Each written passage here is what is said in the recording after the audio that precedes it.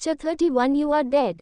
रुद्र चौकी तन्वी की बातों के बारे में सोच रहा है। उसे यह नहीं पता होता कि आखिर रोशनी के दिमाग में क्या चल रहा है। रोशनी जो कि इस समय रुद्र के बगल में लेटी होती है, वह इस समय अपने दिमाग में एक बिल्कुल अंधेरे रास्ते पर भाग रही होती है। उसे पता नहीं चल रहा था कि आखिर उसके साथ क्या हो रहा है। यह अंधेरा कहाँ से शुरू हुआ ये भी उसे पता नहीं चल पाता और कहाँ खत्म होने वाला है ये भी नहीं पता होता उसे। बस तू भागती है, भागती है, भागती है। अरे अचानक से पता नहीं कहां से ठोकर लगने के कारण जमीन पर गिर जाती है और उसके बाद एक तेज दर्द उसके सर में उठता है, जिसके बाद उसे तेज दर्द की हालत में उसके कानों में एक आवाज गूंजती है, मुक्त कर दो उन्हें, मुक्त कर दो उन्हें। सपने में अपने आप को खो चुकी रोशनी जब दर्द को नहीं सह पाती तो एक तेज चीख के साथ उसकी आंखें खुल जाती। रोशनी उठकर छटपटाना लगती है। उसे समझ नहीं आता कि वह क्या बोल रही है, क्या बोलना चाहते हैं। सब कुछ क्लियर नहीं रहता। उसका पूरा दिमाग के समय एक अजीब सी उलझन में फंसा होता है। प्लीज मुझे बचा लो, प्लीज। नहीं, मैं कुछ नहीं कर सकती, मेरे ऊपर यह जिम्मेदारी नहीं, नहीं प्लीज छोड़ो मुझे।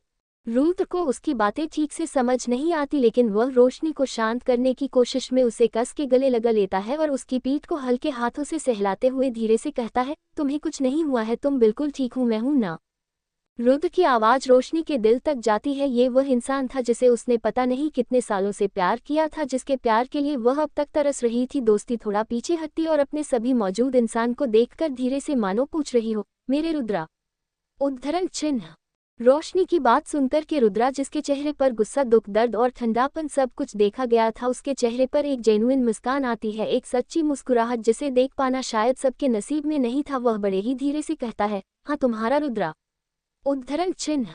इतना सुन करके रोशनी शांत हो जाती है और वह वैसे ही रुद्र के गले लगे रहती है। कुछ देर तक उसके कंधे पर रोने के बाद रोशनी इधर उधर देखते हैं। उसकी हरकत को देखकर रुद्र को समझ में आ जाता है कि वह अपने बेटे को ढूंढ रही है, इसीलिए वह सामने मौजूद बेबी बेड पर इशारा करते हुए कहता है, वह अपने बेड पर सो रहा है, तुम भी चलो कुछ खा लो।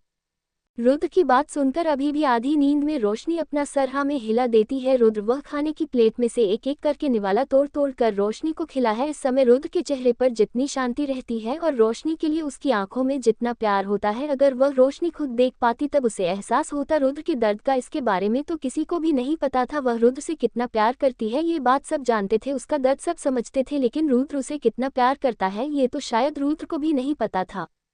क्यों वह अपने प्यार को हमेशा अपने अंदर छुपा कर रखता है, ये बात तो कोई नहीं जानता था। खाना खाने के बाद रुद्र रोशनी को पानी पिलाता है, फिर उठ करके जब वह अपना हाथ धोने के लिए जाता है और वापस आता है तब तक रोशनी वापस से सो चुकी होती है। डॉक्टर ने उसे पहले ही कहा था कि रोशनी के ऊपर जो ट्रॉमा हुआ है उसे निकालने के लिए जो दवाइयाँ की डोज दी गई है वह काफ़ी हैवी है, क्योंकि इससे पहले भी उसका ऑपरेशन हुआ था, इसीलिए उसकी बॉडी को रिकवरी के लिए टाइम चाहिए। यही कारण है कि अगर उसे कोई ट्रॉमा हुआ होगा तो उसे नींद के बीचों बीच हल्यूसिनेशंस आएंगे, कुछ ऐसे ही सपने दिखाई देंगे। इसलिए बेस्ट यही होगा कि तुरंत ही उन सपनों से डील किया जाए, नहीं तो रोशनी का इमोशनल ब्रेकडाउन भी हो सकता है। यही कारण था कि रुद्र इतना सारा काम होने के बाद भी ऑफिस नहीं गया था। रोशनी को ठीक से सुलाने के बाद रुद्र उसी थाली में से 2-4 निवाला खा लेता और उसके बाद जो कॉफ़ी का मग उसके लिए तन्वी लाई थी वही कॉफ़ी पीते पीते अपना बाकी का काम कंप्लीट करता है कोई। और इस समय अगर रुद्र कोई हालत में देखा तो जान पता कि प्यार इंसान कई तरीकों से करता है, कुछ में दिखाकर, कुछ में बताकर और कुछ में जाता कर, और सबसे सच्चा प्यार जो होता है ना हो जाता कर किया जाता है। Rosani ki halata vase hai bahosi bari hoti hai abatakarata के 1 बजे बज चुके होते हैं। मोहित एक फाइल और आईपैड के साथ कमरे के अंदर आता है और उन्हें रुद्र के सामने मौजूद कॉफी टेबल पर रखते हुए कहता है, सर मैं डिटेक्टिव की जगह को डिकोड कर लिया है, ज़्यादा ढूंढना नहीं पड़ा। उसकी पहचान, उसके बारे में जानकारी और उसकी जितनी भी कॉन्टैक्ट डिटेल्स है सब कुछ इस फाइल में रखती है। इसके साथ साथ हमारा जो स्पेशल ग्रुप है वह इस समय हंटिंग के लिए निकल गया है। शिकार अपनी जगह पर है, शिकारी पहुंच रहे हैं, तो अच्छी खबर भी कुछ समय में आ ही जाएगी। और मैं मानव के साथ पूरी तरह से कांटेक्ट में हूं, हम लोग उस हैकर को भी पकड़ लेंगे। वैसे तो भागने की पूरी कोशिश करेगा, लेकिन सारे एयरपोर्ट्स, बस स्टेशंस और ट्रेन स्टेशंस और रोडवेज पर पुलिस को भी अलर्ट कर दिया गया। इसके साथ उसकी फोटो भी भेज दिए हैं। इतना कहने के बाद रुद्र अपने हाथों से इशारा कर देता है, उससे जाने के लिए बोल देता है, लेकिन मोहित वहीं खड़ा रहता है। उसे वहीं खड़ा रहता देख करके रुद्र उसकी तरफ सवालिया नजरों से देखता है, जिस पर मोहित अपने दोनों हाथों को एक दूसरे के साथ मलते हुए कहता है, सर मैं सोने चला जाऊं, मैं बहुत थक गया हूं, प्लीज। उसकी बात सुनकर के रुद्रा मोहित की तरफ बड़े ध्यान से देखा है। रुद्र की नजरों को महसूस करके मोहित अपना शेर और हाथ दोनों नामे हिलाते हुए कहता है, लेकिन फिर भी जरूरी क्या है, जरूरी है अपने ऑफिस का पूरा काम खत्म करना और तब तक वहां से हिला नहीं जब तक तुम्हारा बात सो नहीं जाता। मुझे पता है सर, मैं बस यही बताने के लिए आया था। इतना कहकर मोहित सल्यूट करने की एक्टिंग करता है और लगभग मार्च करते हुए वोर्ड से बाहर जाने लगता है। उसकी एक्टिंग देखकर रुद्र अपना सर हिलता है और कहता है, चले जाओ पर 7 बजे तक आ जाना। इतना सुनकर के मोहित तुरंत घूमता है और लगभग रुद्र के पैरों में पड़ते हुए कहता है, thank you sir, thank you. आप नहीं जानते आपने मुझ पर कितना बड़ा उपकार किया है, थैंक यू सो मच। मोहित तो वहां से चला जाता है, लेकिन रुद्र वैसे ही काम करते करते आधी रात के 3 बजे बजा देता है। ज्यादातर लोग अब तक अपने अपने काम से छुट्टी लेकर के घर वापस जा चुके होते हैं। रुद्र अपना काम खत्म करके बस वैसे ही अपना सर सोफे से लगाकर बैठा रहता है अपने कमरे में सारे आराम के साथ। उसे नींद नहीं आती तो फिर इस पोजीशन में तो वह बिल्कुल भी नहीं सो सकता था। वह फिर भी अपनी आंखें बंद करके वैसे ही बैठा रहता है। फिर कुछ सोच करके अपने चश्मे का कैसे खोलते हैं। ज्यादातर समय वैसे ही घंटे तक लैपटॉप के सामने काम करने के कारण उसकी आंखें दर्द करने लगती थी। यही कारण था कि उसने अपने लिए कस्टमाइज्ड चश्मा खरीदा था, जिसका यह इफेक्ट होता था कि जब भी कभी उसे ज़्यादा समय तक वैसे ही बैठा रहना होता था तब वह उसे पहनकर अपना काम किया करता था। उसे चश्मा के केस को भी कस्टमाइज्ड रूप से बनाया गया था। देखने में तो एक नॉर्मल चश्मा के केस जैसा था, लेकिन उसकी दूसरी साइड से भी एक बॉक्स खुलता था। ये कंपार्टमेंट जो कि उसे चश्मा के बॉक्स के अंदर था, इसमें एक डायमंड रिंग रखी थी। यह अंगूठी उसे अंगूठी से काफ़ी ज़्यादा मिलती जुलती थी जिसे रोशनी ने पहन रखा था। यह उन दोनों की शादी की अंगूठी थी जिसे रोशनी हमेशा पहनती थी और रुद्र ने शादी की अगली रात को ही से निकाल कर रख दिया था उसे कंपार्टमेंट में। सिर्फ यह शादी की अंगूठी नहीं बल्कि एक पायल होती है जो सिर्फ एक ही रहती है। इसे देख करके रुद्र अपने आप ही उसे पायल को हल्का सा सहलाता है और गहरी सोच में पड़ जाता है। फ्लैशबैक, 16 साल की अपने कमरे में कोने में बैठे रो रही होती है। आज का दिन शायद उसे लड़की के लिए उसकी जिंदगी का सबसे बड़ा दिन होता है। आज उसकी माँ के 13 दिन का श्राद्ध भी पूरा हो गया होता है। अब शायद कोई भी उसकी माँ की बात नहीं करेगा, अब सिर्फ यादों में उसकी माँ रहने वाली है। जब से उसकी माँ की मौत हुई थी उसके पापा ने भी उससे ठीक से बात नहीं की थी।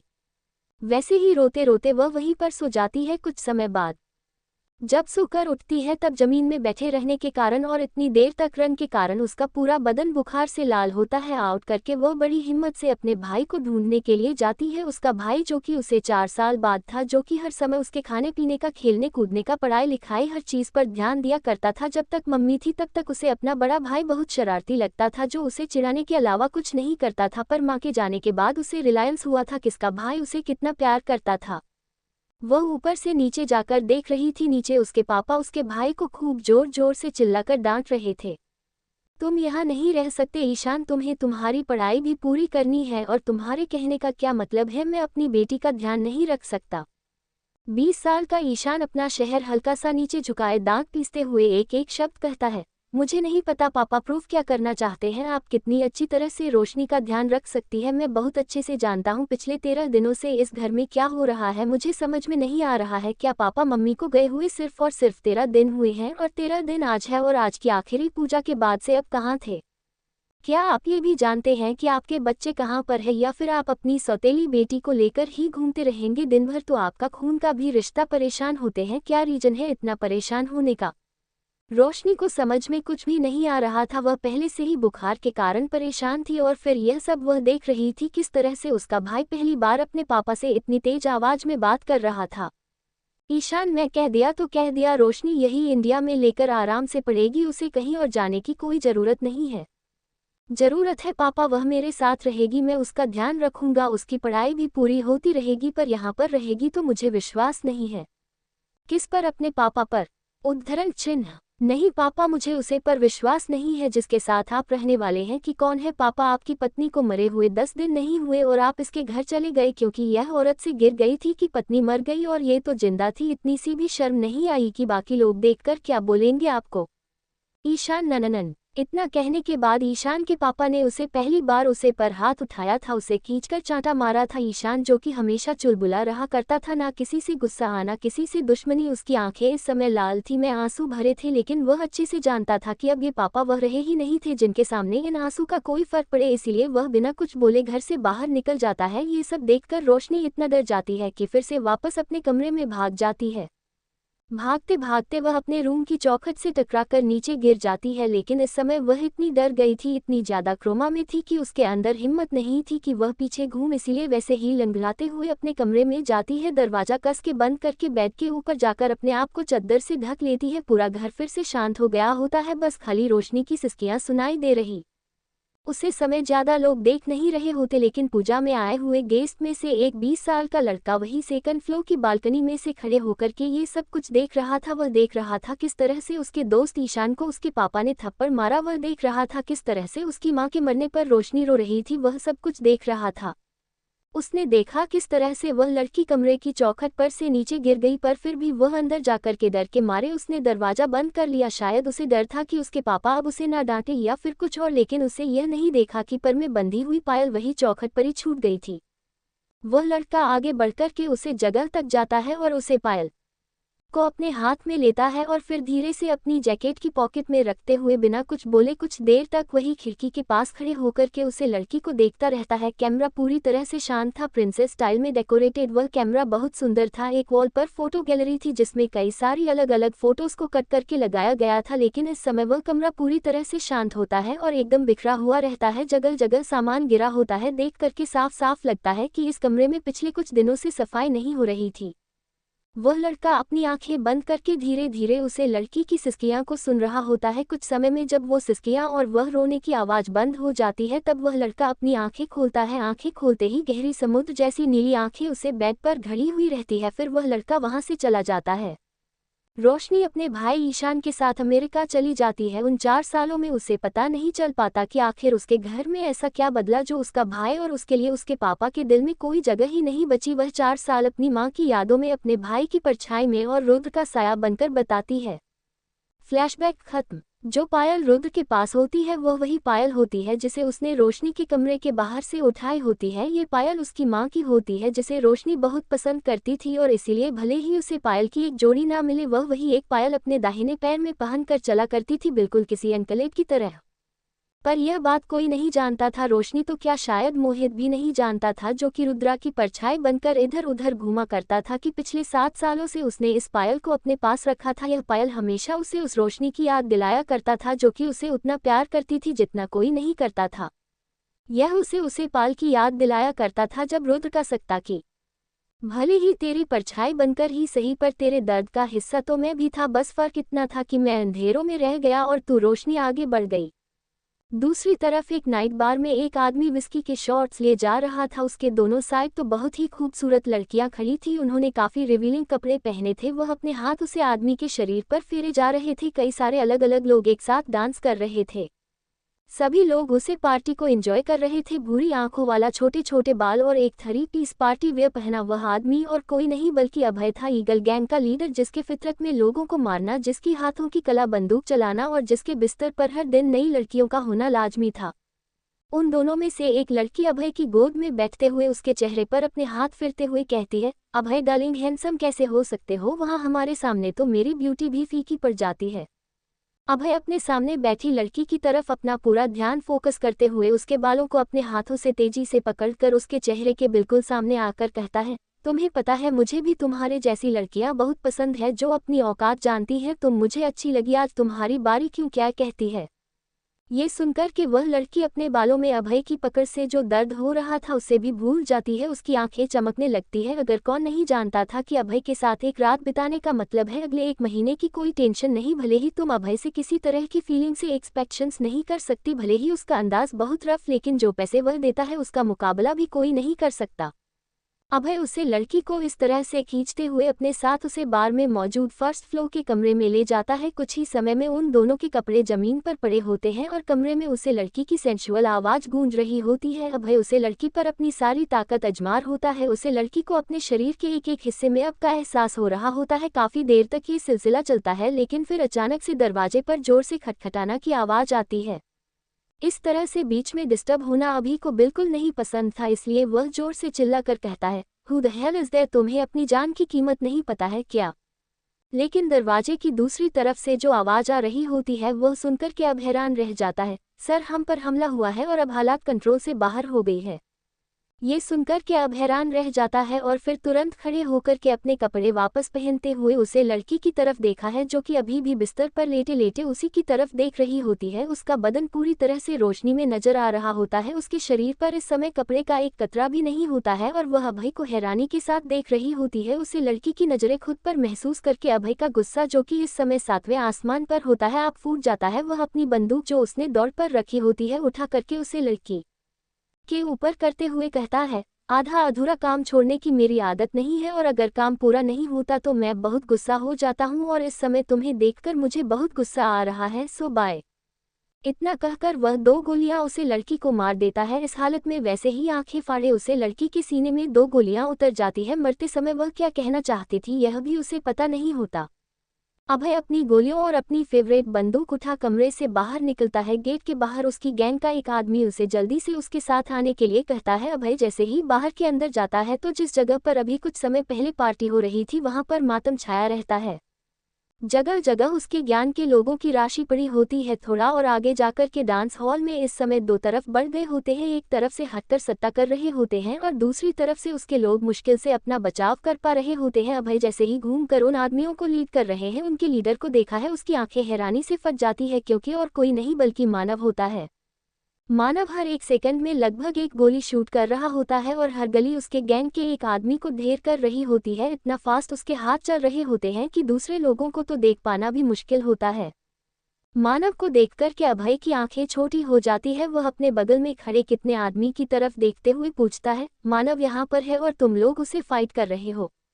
दूसरी तरफ से वह आदमी ने अपना सर हम हिलाकर कहता है, हाँ सर, पिछले 20 मिनट से उन्होंने हमारे 120 आदमियों को मार दिया है। ये सुनकर अभय कुछ जवाब देता है इससे पहले ही एक गोली उसकी तरफ आती है और सीधा उसके कंधे पर लग जाती है। जैसे ही वह अपनी नज़रें घूमकर देखता है तो उसकी नज़रें इस समय काले रंग के चश्मे पहने मानव की आंखों से मिलती है, जिसके चेहरे पर एक जल्लाद जैसे मुस्कान होती है और वह बड़े ही धीमे से कहता है, यू आर डेड। 32 हेलीकॉप्टर से कूदना। मानव के चेहरे के मुस्कान को देखकर के अभय को भय लगना शुरू हो जाता है। वह अपने पास में खड़े अपनी गैंग के आदमी को देखा है जो कि इस समय उसकी चोट की तरफ हैरानी और डर के साथ देख रहा होता है। ये सब कब से हो रहा है और तुम लोगों ने मुझे पहले क्यों नहीं बताया?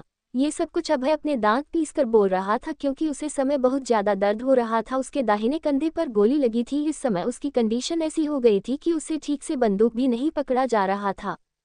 वह आदमी अपने बॉस की ऐसी हालत देखकर के और भी ज्यादा घबरा गया था और वह कँपाते हुए आवाज में कहता है, बस हमें नहीं पता ये सब क्यों हुआ, हम सब लोग बस वही पार्टी में बिजी थे कि इतने में कुछ लोग हेलीकॉप्टर के जरिए आए और सीधा क्लब की छत पर लैंड करके ऊपर से करके एक एक करके बिल्कुल में पार्टी क्लब में आना स्टार्ट किया और इस बीच उन्होंने ऊपर के टॉप फ्लोर जो हमारे 120 आदमी थे उन्हें मार दिया और फिर तुरंत नीचे आ गए। इतना सुनकर के अभय की आंखें छोटी हो जाती है। वह खुद भी तो 2nd फ्लोर पर ही था और जितना वह अब तक मानव को जान पाया है उसकी लीडरशिप में मौजूद किसी भी बंदे से इतनी बड़ी तो गलती नहीं हो सकती कि वह उसे फ्लोर पर होने के बाद भी उसे छोड़ दे। इसका मतलब बात साफ है, कुछ तो ऐसा हुआ है जिसके कारण इतना बड़ा उन ऑपरेटर अटैक किया गया है और उसे भी जिंदा अब तक सिर्फ इसीलिए छोड़ गया है क्योंकि उसके लिए कुछ और भी बड़ा प्लान किया गया है, वरना जो गोली अभी उसके कंधे पर लगी वह उसके दिमाग के बीच में लगने में ज्यादा समय नहीं लगता। अभय परेशानी के साथ सामने देखा है मानव की एक एक गली हर एक आदमी के बिल्कुल माथे के बीच में लग रही होती है। उसके साथ जो गिनकर 19 लोग आए होते हैं वह भी से ही काम कर रहे होते हैं, यानी यह टोटल 20 लोगों का स्क्वाड उनके इस समय इस क्लब में मौजूद 300 से ज्यादा लोगों पर भारी पड़ रहा होता है, जिसमें से 120 तो उन्होंने पहले ही मार कर गिरा दिए हैं। जो लोग मानव के बारे में जानते थे उन्हें अच्छी तरह से पता था कि मजाक मस्ती के मामले में यह इंसान सबसे आगे रहता है, लेकिन जैसे ही इसके हाथों में बंदूक आती है ये किसी खलनायक से काम नहीं होता है। उसके बाद इंसान ही जिंदगियां इसके लिए कठपुतलियों की तरह होती है जिन्हें जब चाहे जैसे चाहे तोड़ सकता है। इतना सोच करके अभय अपने चोटिल कंधे को एक हाथ से पकड़े अपने बगल में खड़े अपने आदमी के साथ कुछ बचे कुछ मेंबर्स को लिए सीधा हेलीपैड की तरफ भागता है। उसे पता था कि इस समय उसके पास इतनी ताकत नहीं है कि वह मानव जैसे तूफान से अकेले टकराया। मानव कोई नहीं जानता कि इस इंसान का ओरिजिन क्या है, सबको बस इतना पता था कि 21 साल की उम्र में रॉ ने एक ऐसे लड़के को रिक्रूट किया था जिसकी शूटिंग स्किल और फाइटिंग स्किल कमाल की थी। कुछ लोगों का ये भी कहना था कि सिर्फ 20 सेकंड के अंदर यह किसी भी खतरनाक से खतरनाक दुश्मन को मार के ढेर कर सकता था। इसके बाद 1 साल की कड़ी ट्रेनिंग के बाद उसे लड़के को उसका पहला मिशन मिला था 22 साल की उम्र में, जिसे उसने एक ही दिन के अंदर करके खत्म कर दिया था। जो ताकत जो पावर इस बंदे के अंदर थी वैसा आज तक किसी ने नहीं देखा था। लेकिन फिर 25 साल की उम्र में एक मिशन के दौरान एक खतरनाक बम ब्लास्ट में 20 लोगों की जान गई थी। यह एक बहुत बड़ा मिशन फेलियर था जिसके बाद सरकार और मीडिया के प्रेशर के कारण इतनी मेहनत से ग्रूम किए गए उसे लड़के को नेशनल ड्यूटी से निकलना पड़ा था, सस्पेंड करना पड़ा था। इतना बड़ा फेलियर होने के बाद किसी ने उसे लड़के को दोबारा नहीं देखा था। पर अचानक से 6 महीने बाद बिजनेस इंडस्ट्री का सबसे बड़ा उलटफेर हुआ जब सिंघानिया ग्रुप का इंडस्ट्रीज का चेयरमैन और सीईओ रातों रात चेंज हो गया। इसका अंदेशा तो सबको था क्योंकि मिस्टर सिंघानिया के बेटे और बहू दोनों की कार एक्सीडेंट में मौत हो गई थी। इसके बाद से उनकी तबीयत खराब रहने लग गई थी। कंपनी के स्टॉक भी धीरे धीरे नीचे गिर रहे थे। IC Kandasana Memyaha Tahona Svavavika Ta Lekina Uzisbi Bari Kabara Tababani Jababear by Kartika Singania Jaisaki Bakapana She Isa Postiki Lai Trenikia Yaraha Ta Usaki Jagaha Manjalam by Rudra Singania Co Poster Mila Gai Ina Fakta Kartika Singania Co to Singania Grupa Industria Ki and Dara Jatain Aspitala 8 the Aura Sainsa Libarai The Unik Direct Arabana Dia Gayata. Kisi ko yakina nahim taki singania grupa offer industria ki dubati huinaya ko ekanaya larika jakara sudara diga lekina 25 sala ki rudrani na surfa bijanesa valda mem eka joradara dastaka dithi balki puri economica industry ka siara marketa ko hiladiata dekat hi dekat sabakucha pahale jaza ho gaya isa insana ni usake bada jaisa jagaha mem kadama raka vayam saksizafila ho gaya ora usibika sabako relija huakia tain samaya shay gayaba hua Manavara Sala Mem Rudra Singania Da Pasanala Bodhigada Aura Security Tima Ka Lidara Hai। फिर अचानक से यह खबर आई कि रुद्र सिंघानिया को किसी जरूरी काम की वजह से 2 साल के लिए अमेरिका जाना पड़ रहा है। ये खबर अपने आप में एक और ब्रेकिंग न्यूज़ थी। बहुत लोगों को लगा था कि रुद्र के अमेरिका जाने के बाद सिंघानिया ग्रुप का इंडस्ट्रीज एक बार फिर से बीच बाजार में फंस जाएगी, पर ऐसा बिल्कुल नहीं हुआ। अमेरिका में बिजनेस एक्सपेंड करते समय इंडिया में चल रहे हैं अपने बिजनेस को न सिर्फ पहले की तरह कामयाब रखा गया बल्कि पहले से भी ज़्यादा दुगनी ऊंचाई पर पहुँचाने का काम इन 2 सालों में हुआ है। बहुत कम लोग जानते हैं क्योंकि रुद्र सिंघानिया से ज़्यादा लोगों की मुलाकात नहीं हुई, लेकिन जितने लोगों की हुई है वह अच्छी तरह से जानते हैं कि रुद्र सिंघानिया की सेकेंडरी टीम बहुत ज़्यादा स्ट्रांग है, जिसमें मानव मैनपावर के लिए टेक्नोलॉजी के लिए मोहित, जिसने अपनी हैकिंग से बड़े बड़ों के छक्के छुड़ा दिए। यही कारण था कि रुद्र सिंघानिया से सामने सामने टक्कर लेने में बहुत लोग कतराते थे और यह बात अभी भी अच्छी तरह से जानता था। अगर मानव यहाँ पर है तो इसका मतलब साफ है कि उसकी सारी लोकेशन सैटेलाइट सिग्नल्स के थ्रू मोहित उसे पिन पॉइंट कर रहा है जहाँ जहाँ वह जा रहा है। मोहित अच्छी तरह से यह बात अपने लैपटॉप में देख पा रहा है, लेकिन फिर भी जान बचाने के लिए एक चांस तो लेना बनता ही था। हेलीकॉप्टर में बैठे बैठे अभय को बस एक चीज़ थी जो ठीक से समझ नहीं आ रही थी कि आखिर कहाँ वह गलती हुई जिसकी वजह से रुद्र सिंघानिया के रडार में वह आ गया। आखिर उसने ऐसी क्या गलती की जिस वजह से रुद्र सिंघानिया ने अपनी सेकेंडरी फोर्स को उसके पीछे भेजा, उसे पूरी तरह से जड़ से खत्म करने के लिए। अभय नीचे देखा है, क्लब में इस समय भी गोलियां चलने की आवाज़ साफ साफ उसे सुनाई दे रही होती है। वह अपने सामने हेलीकॉप्टर उड़ा रहे पायलट को बोलता है, तेज चलाओ और जल्दी करो वरना ये बंदूक की सारी गोलियां तेरे भेजे में डाल दूंगा। इस समय अभय के साथ पायलट, उसके 2 सेक्रेटरी गॉड्स और उसका भाई रोमिल था। रोमन काफी ज्यादा डरा हुआ था। उसके सामने कितने लोगों की मौत हो गई वह इन सब में था, लेकिन उसे मारपीट से कोई ज्यादा मतलब नहीं था। ये सारा काम उसका भाई संभालता था, पर आज पहली बार उसने जो मंजर देखा था उसने उसकी रूह कांपा दी थी। काफी ज्यादा डर गया था वह। रोमन घबराते हुए अपने भाई की तरफ देखता है जो कि इस समय अपनी पूरी कोशिश कर रहा होता है कि उसकी कंधे में लगी वह बंदूक की गोली निकल जाए ताकि हाथ काटने की नौबत न आए, और उससे पूछता है, भैया ऐसी मास फाइटिंग हो रही है पर पुलिस का कहीं नामो निशान क्यों नहीं है। रोमिल की बात सुनकर के अभय हेलीकॉप्टर में मौजूद मेडिकल बॉक्स से एक पिन निकलता है और उसके सहारे अपने कंधे में लगी गोली को निकलते हुए दर्द के साथ कहता है, क्यों होगी पुलिस, ये केस के अंदर वह रुद्र आ गया है और वैसे भी तू और मैं तो वांटेड है ना। एक मुजरिम को करने में पुलिस हेल्प कर रही है। रातों रात इतनी बड़ी माफिया गैंग को खत्म कर देना, इतनी पावर पुलिस के अंदर है क्या? तुझे क्या लगता है? रोमिल घबराते हुए सामने देखकर अपने भाई से पूछता है, भैया हम लोग बच तो जाएंगे ना? ये सुनकर क्या हमें परेशान हो जाता है, पर अपने 16 साल के भाई को आखिर में क्या जवाब दे वह नहीं चाहता था कि रोमन डर के मारे कुछ उल्टी सीधी हरकत करे, इसीलिए वह Use koi sadarana sa java badina kahata ta taki kucha samaya ki लिए वह शांत हो जाए। लेकिन इससे पहले कि अभय जवाब दे पाता हेलीकॉप्टर उड़ा रहा है। उसका पायलट कहता है, सर जी, मैंने सुना है कि टाइम के देवता भगवान शंकर होते हैं और स्पेस के देवता भगवान विष्णु। यही कारण है कि जब समय हमारे साथ चलता है ना तो फिर शिव होता है, लेकिन जब विपरीत यानी कि उल्टा चलने लगे तो रुद्र बन जाता है। और अब इसे आपकी खुशनसीब समझे या बदनसीबी समझे, पर समय आपका आपके विपरीत चल रहा है, यानी कि इस समय आपकी टक्कर रुद्र से है। बचना असंभव है। मैं पैराशूट से जाता हूँ, आप लोग डायरेक्ट ऊपर के कटा लो।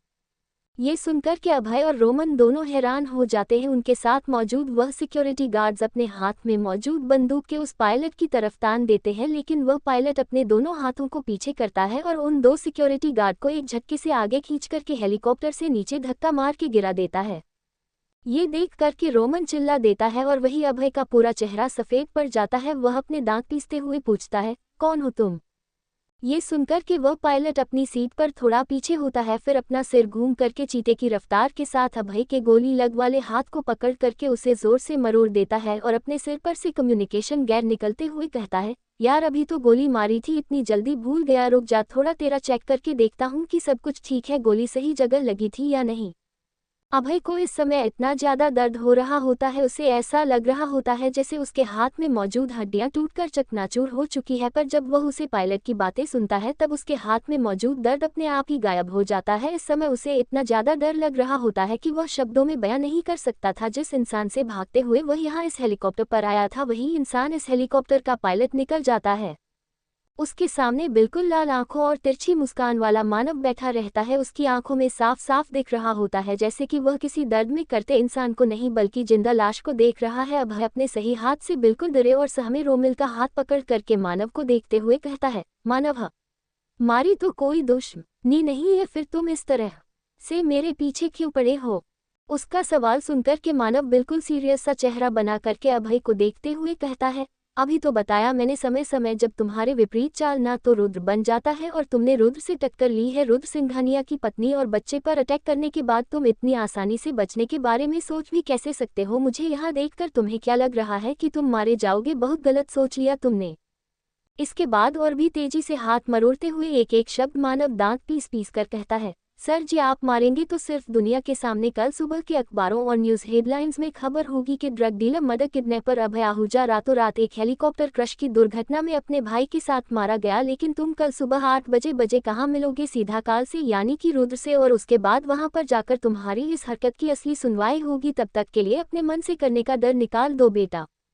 इतना कहकर मानव अभय की सीट बेल्ट को खोलना है और अपनी सीट बेल्ट को खोलते हुए मानव के कॉलर को पकड़कर उसके साथ जमीन पर एक जंप मारता है। गिरते गिरते अभय जोर से चिल्ला रहा होता है और अपने हाथ को और कॉलर को मानव की पकड़ से छुड़ाने की कोशिश करता है। वह बिल्कुल नहीं चाहता था कि वह इस जल्लाद की पकड़ में आए और उसके बाद दूसरे जल्लाद के सामने जाए, वरना मौत तो उसके लिए एक छोटी सी सजा बन जाती। उसे ये भी नहीं पता चल रहा था कि आखिर उसके गैंग में ऐसा कौन बेवकूफ़ था जिसने बिना सोचे समझे रुद्र की पत्नी पर गोली चलाने की हिम्मत की, और रुद्र सिंघानिया ने आखिर शादी कब की? उद्धरण चिन्ह। लेकिन ये समय ये सब सोने का थोड़ी ना था। ये समय तो बस इस इंसान की पकड़ से छूट करके जमीन पर टकराकर मर जाने का था। लेकिन मानव एक्सप्रेशन लेस हो करके अपने बैकपैक में मौजूद पैराशूट को खोलना है और एक हाथ से अभय को पकड़ा रहता है। अपने दूसरे हाथ में अपने पॉकेट से निकाल करके एक रिमोट आगे को दिखाते हुए कहता है, अभय आहूजा जरा ऊपर तो देखो। अभय में इतनी ताकत ही नहीं बचती कि वह थोड़ा सा भी हिल सके, पर फिर भी रोमिल के बारे में याद करके वह एक बार ऊपर देखता है। ऊपर उसे वह हेलीकॉप्टर दिखाई दे रहा होता है जिसमें अभी कुछ समय पहले वह लोग थे, और फिर उसके कानों में आती है मानव के काउंटिंग की आवाज़, 1 2 3। फिर एक जोर की आवाज़ के साथ वह हेलीकॉप्टर फट जाता है और उसे हेलीकॉप्टर में आग लग जाती है, और देखते ही देखते वह हेलीकॉप्टर नीचे मौजूद एक पार्क के लेक में जाकर गिर जाता है। अभय भी जोर से चिल्लाता है, रोमिल लल, लेकिन इसका कोई फायदा नहीं होता। रोमिल अब तक शायद उसे आग की लाफ्टों में फंस करके मर चुका होगा। मानव एकदम एक्सप्रेशन लेस होकर के अभय का चेहरे का दर्द देखता है और कहता है, बस इतने समय से जितने लोगों को तूने मारा उन सब के घर वालों को भी ऐसा ही दर्द सहना पड़ता होगा, वह भी इसी तरह से अपने अपनों के लिए रोते होंगे। देख आजकल ने तुझे तेरे कर्म का फल दिया है और अब तेरे केस की सुनवाई करते हैं और उसका फैसला सुनाते हैं। देखते ही देखते मानव अभय को लेकर के इस समय जमीन पर गिरता है। पैराशूट होने के कारण मैं चोट तो नहीं लगती, और जमीन पर आते ही मानव अभय को छोड़ देता है। इस समय उसे जगह पर कम से कम 10 लोग मौजूद थे। ये सब उसे टास्क फोर्स का हिस्सा होते हैं जिनकी ट्रेनिंग खुद मानव ने की होती है। स्टार भारत के अंदर पूरे 50 लोग होते हैं जिनकी कॉम्बैट स्किल, मारने का तरीका, शूटिंग स्टाइल सब कुछ मानव का सिखाया होता है। इस टास्क फोर्स को मरने और मारने की ही ट्रेनिंग मिली होती है। मानव अपने बगल में खड़े एक गार्ड की तरफ देखते हुए कहता है, वह नाइट बार वह खाली हो गया। उसके बगल में जो आदमी खड़ा रहता है अपने पास से एक आईपैड निकाल कर मानव को कुछ फोटोज दिखाते हुए कहता है, सर यह रहे उसे जगह की तस्वीरें, हम लोगों ने सब कुछ आपके जाने के बाद आधे घंटे में क्लीन कर दिया था, पुलिस भी वहां पर आ चुकी है, कहीं पर भी हमारा नाम सामने नहीं आएगा। मानव अपना सर हाँ में हिलता है और फिर अपने सामने मौजूद कमांड सेंटर की तरफ देखता है जिसकी लाइट्स अभी भी जल रही होती है। मानव अंदर चला जाता है। पीछे पीछे वह लोग दो ग्रुप में बैठ जाते हैं। एक ग्रुप अभय को हैंडल करते हुए वही पास में मौजूद गोदाम की तरफ ले जाता है और दूसरा ग्रुप मानव के पीछे पीछे अंदर आ जाता है। मानव अंदर जाकर के सबसे पहले बाथरूम में जाकर अपने हाथ धोता है। उसके हाथ में कुछ खून के दाग लगे होते हैं जिन्हें वह अच्छी तरह से रगड़ रगड़ के छुटाता है और फिर सीधा कैंटीन की तरफ जाता है। कैंटीन में समय एक लैपटॉप अपने सामने खोले और अपना मुंह आधा खुला छोड़कर मोहित अपनी आंखें बंद किया सो रहा होता है। उसकी ऐसी हालत देखकर के मानव को तो यकीन ही नहीं होता है कि यह इंसान दुनिया का सबसे खतरनाक हैकर है, या यूं कहूं तो सबसे खतरनाक हैकर्स में से एक है। मानव आगे बढ़कर के मोहित के सर पर एक टिप्पणी मारता और कहता है, उठ जा आलसी, सुबह के 4:30 बज रहे हैं, होश भी है, मैंने इतना बड़ा काम खत्म कर लिया और तेरे से यह एक लैपटॉप पर टाइपिंग भी नहीं किया जा रहा है ढंग से, उसमें भी तो थक सो रहा है। आदि निंदा मेम मैं जैन की कराना मोहित सिलकारा कहता है यार, तूने मुझे समझ क्या रखा है? हाँ, मैं टाइपिंग कर रहा था इसीलिए तेरा सारा काम इतनी आसानी से खत्म हो गया, वरना मैं भी देखा कि तुझे कैसे पता चलता है वह अभय भाग रहा है इस बारे में। वैसे भी तुझे तो खाली हाथ पर इस्तेमाल करने हैं, मुझे तो अपना पूरा का पूरा दिमाग इस्तेमाल करना पड़ता है और उसके बाद हाथ भी इस्तेमाल करने पड़ते हैं, आंखें भी इस्तेमाल करनी पड़ती है। जब मैं आंखें फोड़ता हूँ ना लैपटॉप के सामने बैठ करके, उसके बाद ही तो किसी तरह से कोई एक मिशन कंप्लीट कर पाते हैं। तू क्या मेरे सामने अपनी हेकड़ी दिखा रहा है? चुपचाप सोने दे मुझे, सुबह 10 बजे जरूरी मीटिंग है, मुझे फ्लाइट पकड़कर फिर से दिल्ली जाना है, कम से कम अभी तो आराम कर लो। इतना बोल करके मोहित अपने लैपटॉप को बंद करता है, उसे अपने गले से लगता है और वैसे ही चेयर पर सो जाता है। उसकी हरकत देख करके मानव का मन करता है कि वह चेयर को बस 1 लाख हल्के से मार और यह चेयर उल्टी होकर गिर जाए, लैपटॉप के साथ साथ इस आदमी का भी सर फट जाए, पर चाहे उसे कितना भी गुस्सा क्यों ना आए कुछ नहीं कर सकता था। पर इतने में ही मोहित का फोन बजने लगता है जो कि उसने कैंटीन टेबल पर रखा था। मानव अच्छी तरह से जानता था कि मोहित सच में थक गया है, इसलिए वह फोन उठा करके चेक करता है तो उसे पर जल्लाद लिखा रहता है। ये नाम देख करके मानव समझ जाता है कि पक्का रुद्र का फोन आया है। वह तुरंत फोन उठा करके अपने कान के पास लगता है तो दूसरी तरफ से उसे रुद्र की आवाज सुनाई देती है और जो बात रुद्र कहता है वह बात सुनकर के मानव दंग रह जाता है और जल्दी से दौड़ते हुए गोदाम की तरफ भागता है। क्या लगता है आखिर ऐसा क्या कहा होगा रुद्र ने मानव को जिसे सुनकर के वह गोदाम की तरफ भागा, और किस तरह की सजा आखिर रुद्र अभय को देने वाला है? रोशनी के उठने के बाद रुद्र का बिहेवियर उसकी तरफ बदलेगा या फिर वैसे का वैसा ही रहेगा? जानने के लिए अगला चैप्टर पढ़िए। 33 रुद्र को चैलेंज। रुद्र के फोन कट करते हैं, मानव सीधा गोदाम की तरफ भागता है। गोदाम के अंदर जाकर जैसा कि उसने सोचा था उसके आदमी अभय पर थोड़ा भी रहम नहीं खाते और उसे टॉर्चर कर रहे होते हैं। मानव अपनी नजरें गोदाम की साइड में घूमता है तो वहां पर 2 स्टील की रोड अजीब सी मुड़ी हुई हालत में पड़ी हुई रहती है। देख के साफ साफ पता चलता है कि सिर्फ 10 मिनट के अंदर 2 स्टील रॉड तोड़ मरोड़ दी गई है। अगर वह थोड़ा सा भी लेट होता तो पता नहीं इस अभय के अंदर जान बचाती भी कि नहीं, या फिर ऐसे ही खत्म हो जाता है। डैम, बस करो तुम सब, पीछे हटो, तुम्हें खाली उसका ध्यान रखना बोला गया था ताकि कोई होशियारी ना करे, उसके लिए उसके हाथ पैर तोड़ने की क्या जरूरत थी? अब जल्दी से किसी डॉक्टर को बुलाओ और इसे जगाओ, रुद्र यहाँ पर आने वाले हैं इससे बात करने, और अगर इसे कुछ भी हुआ ना तो तुम लोग तो फंसोगे ही, साथ में मैं भी फंस जाऊंगा, जल्दी करो। अभय की हालत काफी ज्यादा खराब होती है, उसकी हाथ पर लगी चोट, इसके साथ लड़ाई में हुए कई सारे चोटों के निशान और फिर एक साथ इतना सारा मेंटल प्रेशर का बाहर और जेल नहीं पता, वही बेहोश हो जाता है। उसके दोनों हाथ अजीब तरीके से लटके हुए थे, देखकर साफ साफ लग रहा था कि उनकी हड्डी टूट चुकी है। उसकी एक टांग के घुटने में से भी थोड़ा थोड़ा खून देखकर बह रहा था।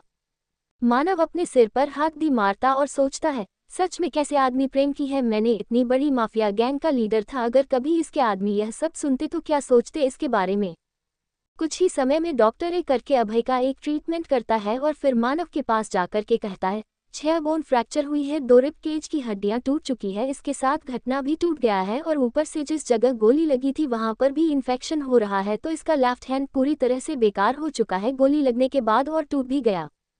डॉक्टर की बात सुनकर मानव गहरी सांस लेता और पूछता है, आज दोपहर के 12 बजे तक जिंदा रह पाएगा ना? मतलब हाथों से कोई प्रॉब्लम नहीं है? मुंह खोल कर बोल तो पाएगा ना? डॉक्टर अपनी देवरिया चढ़ाता है, उसकी तरफ ध्यान से देखने लगता है, फिर कहता है, हाँ आज क्या ऐसी हालत हुई है, 1-2 हफ्ते तक रह सकता है, बस मुझे कुछ विटामिन के इंजेक्शन देनी पड़ेगी। मानव अपना हाथ किस इशारा करते हुए डॉक्टर को आगे बढ़ाने के लिए कहते हैं। डॉक्टर अपने ब्रीफकेस में से 2-3 इंजेक्शन निकलता है और अभय को लगा देता है और फिर घूम करके मानव की तरफ देखा और कहता है, 3 घंटे में ऐसे होश आ जाएगा, तब तक तुम्हारा काम हो जाना चाहिए। मानव अपना सर हल्के से हिलाकर कहता है, हो क्या जाना चाहिए था, हम सारा हो चुका है, बस इस इंसान को देखना था, लगता है वह भी हो ही जाएगा, अब कहाँ भाग पाएगा ये। मानव की बात सुनकर डॉक्टर हल्का सा स्माइल करता है, फिर वहां से चला जाता है। यहाँ पर रहने के बाद डॉक्टर के लिए इस कंडीशन में पेशेंट को देखना कोई हैरानी की बात तो थी ही नहीं। हैरानी की बात तो तब होती जब पेशेंट बिल्कुल सही होता और उसे देखना पड़ता। आज तक इस डॉक्टर ने जितने भी आदमी देखे हैं उन सब की कम से कम 5 हड्डियां तो टूटी ही रहती थी और 1-2 पसलियां तो टूटना लाजमी ही था। डॉक्टर अच्छे से जानता था कि मानव और उसकी यह टीम के 50 लोग टॉप लेवल के गुंडे हैं और इंसानियत उनके अंदर है ही नहीं। जो इनका टारगेट बन जाता है उसे मारकर इस हालत में कर देते हैं कि उसकी पैदा करने वाली माँ भी उसे पहचान नहीं पाएगी। इसलिए इन लोगों से जितनी दूरी बना सकते हो बनाकर रखो और उनके हत्या मत चढ़ो। मानव अपने आदमियों को अभक्ष को चेयर पर बिठाकर अच्छे से बांधने का बोल करके हेलीपैड की तरफ जाता है, जहां पर इस तरफ तैयारी हो रही होती है उसे हेलीकॉप्टर के उतरने के इंतजार करने के, जिसमें रुद्र आने वाला है। वह सब चीज एक बार डबल चेक करने जाता है। दूसरी तरफ रोशनी के वार्ड में बैठकर अपना काम खत्म कर रहे रुद्र बार बार अपनी घड़ी पर देखा है। उसे 7 बजे यहाँ से निकलना था, क्योंकि 8 बजे उसे एक हेलीकॉप्टर राइड लेकर सीधा गोदाम में जाना है ताकि वह समय से बात कर सके। लेकिन एक बार यहाँ से निकलने के पहले उसे कंफर्म करना था कि रोशनी पूरी तरह से ठीक है या फिर नहीं, पर अब तक रोशनी को रोशनी आया था। रुद्र उठकर के रोशनी के पास जाता है। रोशनी इस समय बिल्कुल किसी मासूम बच्चे की तरह अपनी आंखें बंद करके सो रही होती है। कोई नहीं जानता था कि वह क्या सपना देख रही है, क्योंकि वह बार बार नींद में करवटें ले रही थी। रुद्र अपने कानों को रोशनी के होठों के पास लाता है ताकि वह सुन सके कि वह क्या कह रही है। दूसरी तरफ उसे यह पता नहीं होता है कि काफी समय से बेहोश होने के कारण और सपने में इमोशनल वे में डैमेज झेलने के कारण रोशनी की शक्तियां इस समय उसके काबू में नहीं होती है और उसके हाथ की मुट्ठियों में से हल्का हल्का काला धुआं निकलने लगता है। रुद्र तो बस रोशनी की बातें सुनने में बिजी रहता है। रुद्र, मुझे बचा लीजिए, मुझे नहीं मानना, मुझे अंधेरे में नहीं रहना, मुझे यहाँ से निकालिए। रुद्र, क्यों जा रहे हैं, रुक जाए। रुद्र, मेरे लिए नहीं तो हमारे बेटे के लिए रुक जाए। ये सारी बातें उसे रुक रुक कर हल्की घबराती हुई सुनाई दे रही थी, जिसे सुनकर वह बिल्कुल स्तब्ध रह गया था। वह अच्छे से जानता था कि रोशनी चाहे कितनी भी एक्टिंग क्यों न कर ले, कितने भी नखरे दिखाने, कितना भी गुस्सा कर ले, उसे कितनी भी जली कटी क्यों न सुना दे, इस दुनिया में अगर कोई सबसे ज्यादा मुझे प्यार करता है तो वह रोशनी है, जिसे प्यार सबसे सच्चा है।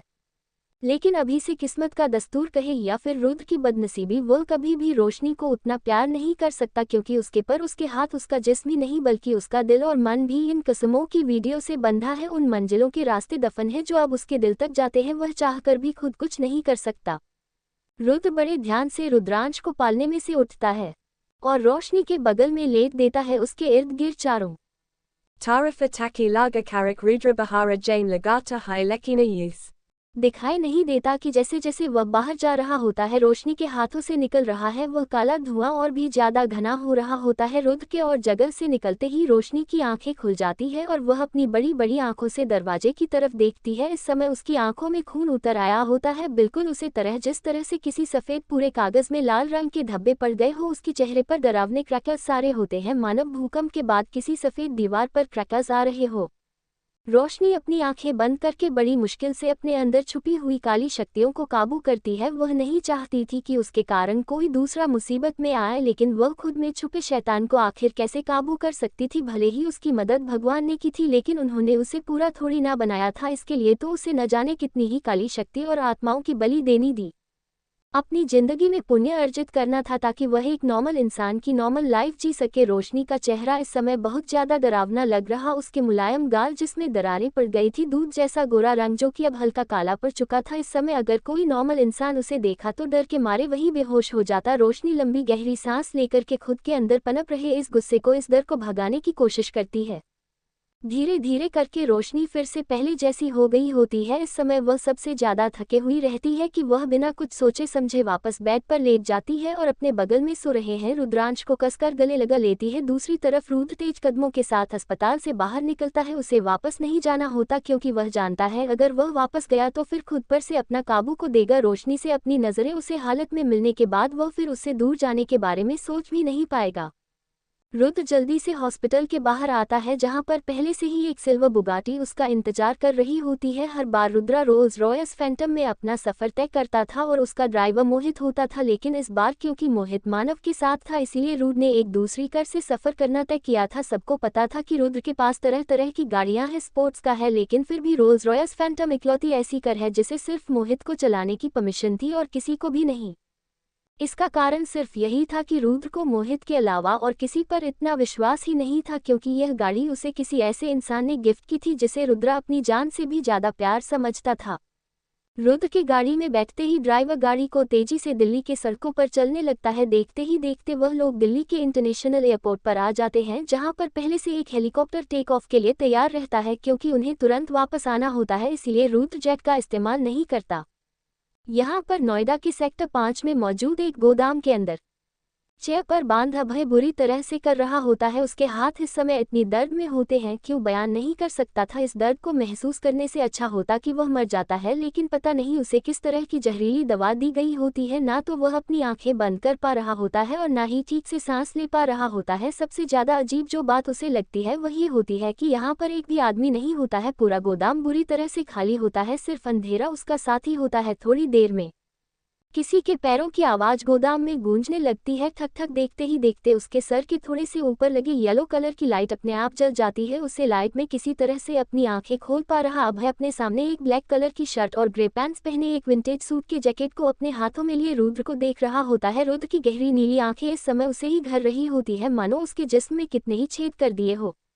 अब तक उसने जब मानव को देखा था उसे समय उसे जिस डर का एहसास हुआ था उससे त्रिगुण चौगुन डर उसे इस समय इस आदमी को देखकर लग रहा होता जो कि बिल्कुल शांति से खड़ा रहता है, बिल्कुल उसे समुद्र की तरह जिसमें कब लहरें तूफान पकड़ ले और कब तूफान दस्तक दे जाए किसी को नहीं पता। अभय अपना मुंह खोलकर दर्द के साथ कहते हुए कहता है तुम। इससे पहले कि वह कुछ का पता उसके कानों में एक सर्दा आवाज गूंजती है, तुम्हारे ग्रुप में और आकृति के बीच में आखिर क्या कॉन्ट्रैक्ट हुआ था। जब ये बात अभय सुनता है तो उसका पूरा शरीर ठंडा पड़ जाता है और वह अपनी आंखें फाड़ फाड़ कर रुद्र को देखने लगता है। उसे यकीन नहीं हो रहा था कि रुद्र ने कि सब पता कर लिया, वह भी तब जब कोई ऐसा बच्चा ही नहीं था जो उसे इस बारे में बता सके। दूसरी बात तो ये कि यह सारे कॉन्ट्रैक्ट जिस आदबा के थ्रू होते थे वह आदमी तो हमेशा के लिए इस दुनिया को छोड़कर चला गया, तो वह क्या किसी से कुछ कहेगा। वही अभय के शौक भरे एक्सप्रेशंस को देख करके रुद्र अपने दांत पीसने लगता है और गुस्से के मारे कहता है, तुम्हें क्या लगता है कुछ समय के लिए अगर शेर जंगल छोड़ दे तो एक गीदड़ जंगल का राजा बन जाता है। ये बात हमेशा याद रखो, जिस दिन शेर वापस आता है उसे दिन सत्ता पलट होना तय रहता है। इतना बोल करके रुद्र अभय के इर्द गिर्द घूमते हुए कहता है। 20 साल की उम्र में अभय के पापा एक पुलिस एनकाउंटर में मारे जाते हैं, लेकिन अचानक से ऐसा कुछ होता है कि उसे उजड़ी सियासत को लावारिस होने से बचने के लिए अभय को सामने आना पड़ता है न अभय, जिसमें उसकी मदद मल्होत्रा खानदान के लोग कर रहे होते हैं। इतना का करके रुद्र जोर जोर से हंसने लगता है और कहता है, वह बस्टर्ड खुद को आप कहता है पर अपनी ही बेटी को मारने और अपने ही बेटे को मारने की प्लानिंग करता है। इसके बाद रुद्र अपने दांत खींचते हुए अभय के पास जाता है और उसकी गर्दन से उसे पड़ते हुए उसकी सर को सिद्ध करते हुए उसकी आंखों में देखते हुए कहता है, डर नहीं लगा तुम्हें जब अपने एक बेकार से एहसान के बदले तुमने एक 15 दिन के बच्चे और उसकी मां पर हमला करने की कोशिश की। तुम्हें क्या लगता है तुम्हारे और आकृति के बीच में क्या क्या होता है इसके बारे में मुझे पता नहीं है। दुनिया के सामने मैं कुछ कहता नहीं, इसका यह मतलब नहीं है कि मैं कुछ देख नहीं सकता सुन नहीं सकता। अभय आहूजा। रुद्र की बात सुनकर अभय उसे समझाने की कोशिश करते हुए कहता है, तुम गलत सोच रहे हो रुद्र, ऐसा कुछ भी नहीं है। मैं और आकृति बस एक दूसरे को जानते हैं और हमारी मुलाकात आखिरी बार सालों पहले हुई थी। वह मुझे इतनी अच्छे से नहीं जानती प्लीज। और जहाँ तक बात रही तुम्हारी पत्नी और बच्चे की, तो मैं सच में नहीं जानता था कि वह तुम्हारी पत्नी या बच्चे हैं। रुद्र अभय के सिर पर अपनी पकड़ और मजबूत बनाते हुए कहता है, अभय आज तक मैंने कुछ कहा नहीं, इसका यह मतलब नहीं कि मैं कुछ कह नहीं सकता। पुलिस ने तुम्हें छोटी छोटी बातों पर अरेस्ट करना इसलिए बंद कर दिया था क्योंकि तुमने आकृति के साथ मिलकर यह झूठ गेम चलाया था पूरी मीडिया के सामने। आकृति मेरी वाइफ है जिसकी सजा तो तुम्हें मिलेगी। तुम्हारी हिम्मत कैसे हुई मेरा नाम गंदगी के साथ जोड़ने की, एक ऐसी औरत के साथ जोड़ने की जो आज किसी और के बिस्तर पर और कल किसी और के बिस्तर पर मिले। उद्धरण चिन्ह। रुद्र की बात सुनकर अचानक से घबराते हुआ अभी शांत हो जाता है और रुद्र की आंखों में देखते हुए लगभग उसे चैलेंज करता है। इस समय अभय की आंखों में पहले वाला डर नहीं रहता, पहले वाला गुस्सा नहीं होता, जिंदगी को लेकर पहले वाली फिक्र नहीं होती, मानो सब कुछ बदल गया हूँ। वो कहता है, हाँ तो क्या कर लोगे तुम भी जानते हो और मैं भी जानता हूँ कि तुम चाह कर भी हमारा कुछ नहीं बिगाड़ सकते। आखिर इतनी सफाई से तुम्हारी आरोही हक को फंसाया जो था, तुम जाकर भी ये प्रॉमिस नहीं तोड़ सकते जो तुमने किया है। इसीलिए मेरे साथ कुछ भी और उल्टा सीधा करने से पहले 100 बार सोचना। जिंदगी में ऐसा पहली बार हुआ था जब किसी ने रुद्र को इस तरह से चैलेंज किया था। आखिर ऐसी क्या मजबूरी है जो रुद्र न चाहकर भी अभय की यह सारी बातें सुनने को तैयार है। 34 अभय की मौत। अभय की बात सुनकर के रुद्र की आंखें छोटी हो जाती है, उसके चेहरे पर साफ साफ गुस्सा झाला कर होता है, लेकिन अभय तो जैसे पूरी तरह से पागल हो गया था। वह जोर जोर से हंसते हुए कहता है, तुम्हें पता है तुम इस कदर मजबूर हो कि तुम कुछ भी नहीं कर सकते, क्योंकि अगर तुम्हें कुछ भी अभी किया तो तुम्हारे इतने सालों की मेहनत पर पानी फिर जाएगा। और जहां तक बात रही आकृति की, तो सच कहूं तो उसे ज्यादा कुछ नहीं पता। हाँ, ये हमला भी इस आदमी ने करवाया है। आकृति को उतना कुछ नहीं पता, बस आकृति मेरी बहुत अच्छी दोस्त है। अभय की एक एक बात सुनकर के रुद्र अपने हाथों की मुट्ठी बना लेता है और उन्हें कस के भेजते हुए एक पांच सीधा अभय के मुंह पर मरता है और उसके सामने टेढ़ी सी मुस्कान लिए उसके चेहरे के बिल्कुल सामने आकर कहता है, अफसोस तुम्हारी दोस्ती बस यही तक की थी और आज जब मौका मिला है तो मैं तुम्हें मरने से पहले खुशखबरी देना चाहता हूँ। इतनी बड़ी मुसीबत जो पिछले 3 साल से मेरे गले में लटकी हुई थी ना, उसे चीज को निकाल कर तोड़कर फेंकने का फैसला मैंने कर लिया। और तुम्हें मैं अच्छी तरह से बता दूं, रुद्र सिंघानिया की आदत है कि जो फैसला वह करता है उन्हें निभाता है। इसीलिए भगवान की बनाए इस खूबसूरत दुनिया को अपना आखिरी अलविदा करो और बाय। अभय की आंखें डर के मारे फैल जाती है और वह उसके ठीक सामने खड़े अपने हाथों में बंदूक लिए रुद्र को देखा है, जो कि बंदूक का मुंह उसके मुंह के अंदर डाल देता है। अपने मुंह में बंदूक की नस्ल को महसूस करके अभय अजीबोगरीब आवाज निकलने लगता है और इधर उधर तड़पने लगता। वही रुद्र तड़पते हुए अभय को देखा है और एक गोली सीधा शूट करता है। जैसे ही गोली चलती है अभय का तड़पना एकदम से रुक जाता है और वह वैसे ही खुली आंखों से रुद्र को देखा है। रुद्र इसके बाद बिना रुके बंदूक में मौजूद 5 गोलियां अभय के मुंह में खाली कर देता है। इस समय अभय काफी ज्यादा डरावना लग रहा था। उसकी आंखें फैलकर चोरी हो चुकी थी, उसका मुंह खुला हुआ था और उसमें हल्का हल्का धुआं निकल रहा था। धुएं के साथ पीठ और खून उसके मुंह के किनारे से बह रहा। उसके पेट में कई सारी गोलियां होने के कारण छेद हो गए थे और उन छेदों से खून की धारा बह रही थी। इस समय वह बिल्कुल बचने की कोशिश करते हुए अजीबोगरीब अंदाज में बैठा हुआ था। उसे इस तरह से देख करके अपने मुंह पर आए खून की छुट्टन को रुद्र अपने हाथ से साफ करता है और पलट करके गोदाम से बाहर जाने लगता है। बाहर आकर के अपने हाथ में मौजूद बंदूक को वह वही बाहर खड़े कार्तिक के हाथों में फेंकता और कहता है, नजर रखो पिछले 1 हफ्ते में यह इंसान जिस चीज के कांटेक्ट में आया है, सबके पीछे आदमी छोड़ो, मुझे सारी details up to the date चाहिए। जो जब हो रहा है तभी मुझे इन्फॉर्म करो और मोहित से कहो कि तुरंत आकर के हेलीकॉप्टर में बैठे हमें वापस जाना है। इतना कहकर के रुद्रा उसे गोदाम के बगल में मौजूद एक छोटे से ऑफिस के अंदर चला जाता है। कार्तिक वहां से जाते हुए रुद्र को देखा है और एक लंबी गहरी सांस लेकर के गोदाम के अंदर जाता है। जैसा कि उसने सोचा था, अभय की हालत उससे भी ज्यादा खराब होती है। उसे हमेशा से पता था रुद्र के अंदर छुपे दरिंदे के बारे में, जो कभी भी हर नहीं मानता था। लोग बेकार में ही उसे बोलते थे कि वह एक शार्प शूटर है, कितने लोगों को मारा है उसने और पता नहीं क्या क्या, पर उन्होंने कभी रुद्र को नहीं देखा था। Vaha Turanta Kucha Adamium Shekar Karik Abaya Kilaza Kothikane। लगाता है भाई। दूसरी तरफ रुद्र सीधा ऑफिस के बाथरूम में जाकर के अपने हाथों और चेहरे पर लगे खून को पानी से साफ करने लगता है। पानी लगातार उसके हाथों पर बड़ा होता है। 3-4 बार पानी के छुट्टे अपने मुंह पर मार करके वह पास में रखे टावल से अपना चेहरा और हाथ पहुंचने लगता है। अभी भी उसके हाथों पर खून के धब्बे होते ही हैं, लेकिन वह उन्हें इग्नोर करते हुए बाहर आता है और अपना ऑफिस ब्रीफकेस उठा करके सीधा बाहर हेलीपैड की तरफ जाने लगता है। सब कुछ रेडी था, मोहित अंदर बैठ चुका था।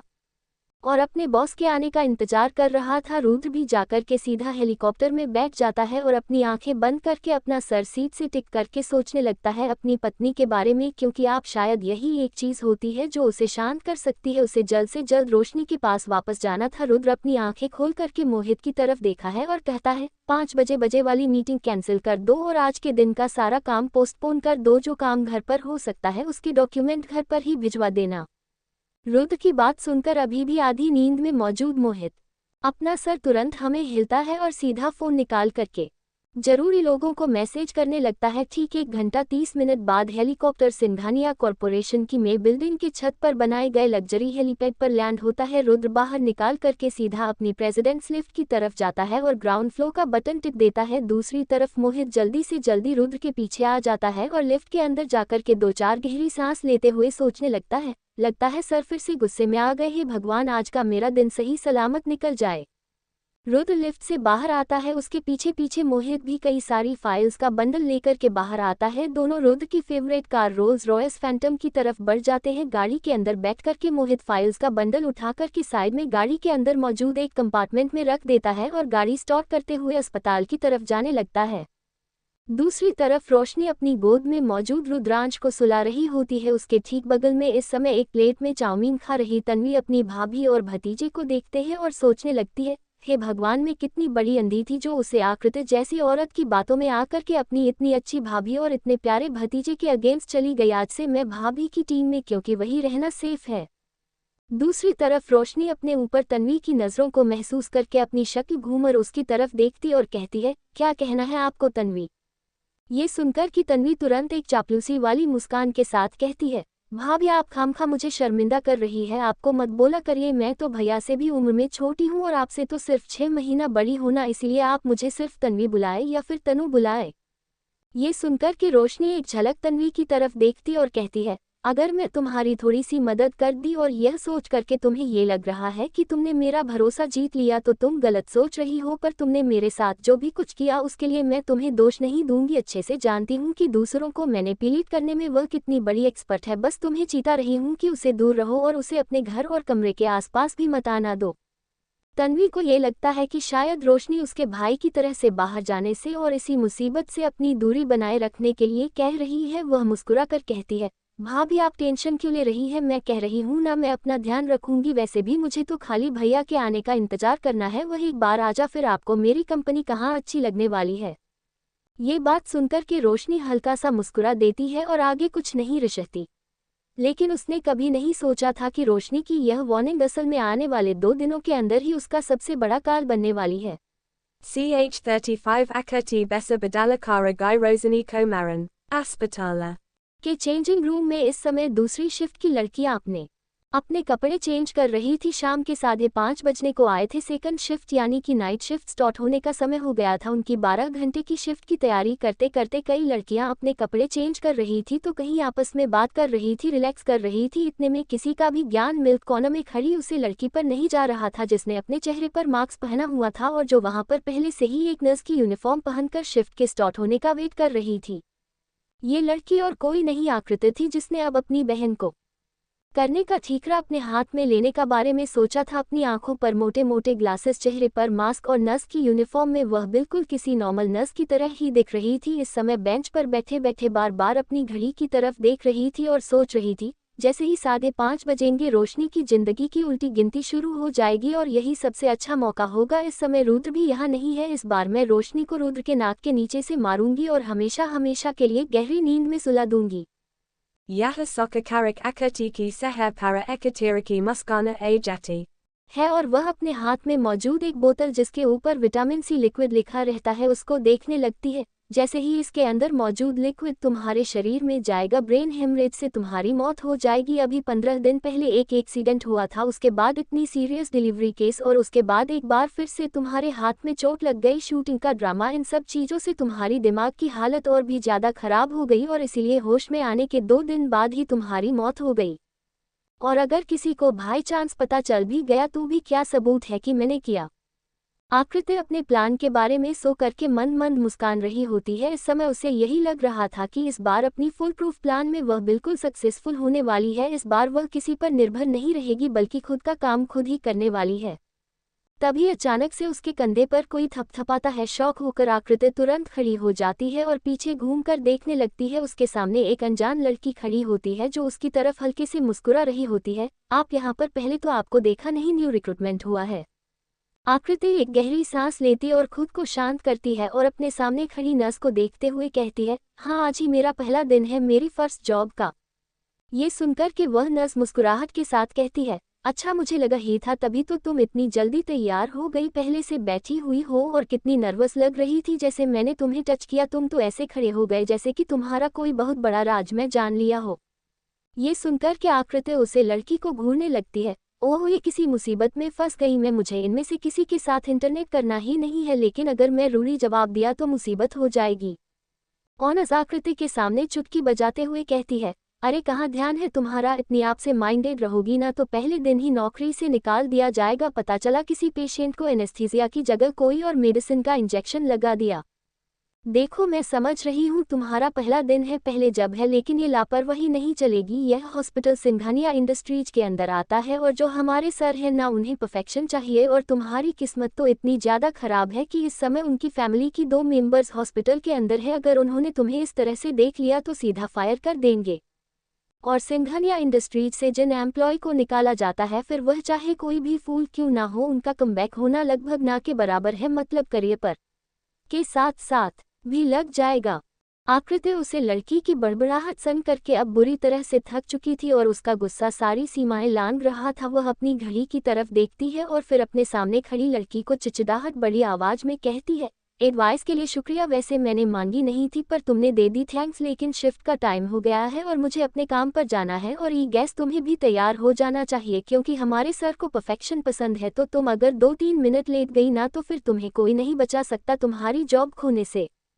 इतना कहकर उसे लड़की की साइड से होकर के निकल जाती है। वह लड़की नेहा आकृति को बस जाते हुए देखती रहती है। उसे समझ नहीं आ रहा था कि आखिर क्यों यह इतना गुस्से में थी। उसकी फ्रेंड पास आती है, उसके कंधे पर हाथ रखकर पूछता है, क्या हुआ मिस ब्यूटीफुल, इस अस्पताल की सबसे सुंदर नर्स की आज आपको इन रंगीन कपड़ों में ही रहने टाइम हो गया है, चलिए जल्दी से। ये सुनकर के नेहा अपने खुले बालों को हल्का सा झटकती है और बिना अपनी फ्रेंड की तरफ देख कहती है, नहीं ऐसा कुछ नहीं है, दरअसल अभी अभी कुछ बहुत अजीब हुआ मेरे साथ। उसकी फ्रेंड उसे दरवाजे की तरफ देखते हुए पूछता है, क्यों, ऐसा क्या हो गया? उद्धरण चिन्ह। ये सुनकर के नेहा अपनी भूरी आंखों को छोटा करते हुए कहती है, तू जानती है अभी मैं नई नर्स से मिली जिसका नया रिक्रूटमेंट हुआ है। मैंने सोचा मैं उसे थोड़ा रिलैक्स फील कर दूं, अस्पताल के रूल्स एंड रेगुलेशंस के बारे में बता दो, लेकिन उसने मेरी बात को एक्नॉलेज किए बिना मेरे से अजीब से बात करके चली गई। ये सोच करके उसकी फ्रेंड उसके हाथों में नर्स की ड्रेस काम आती है और कहती है, तो बेकार के लोगों के बारे में सोचना बंद कर देना, यह उसका फॉल्ट है कि उसने तेरी बात नहीं मानी और उसी की गलती होगी। अगर वह निकल गई तो तूने तेरा काम कर दिया ना। मैंने तुझे कितनी बार कहा है सबके साथ फ्रेंडली नहीं होना चाहिए, चल जल्दी चल, हम दोनों यहाँ खड़े होकर के बात करने के पैसे नहीं मिलते हैं, काम भी करना है।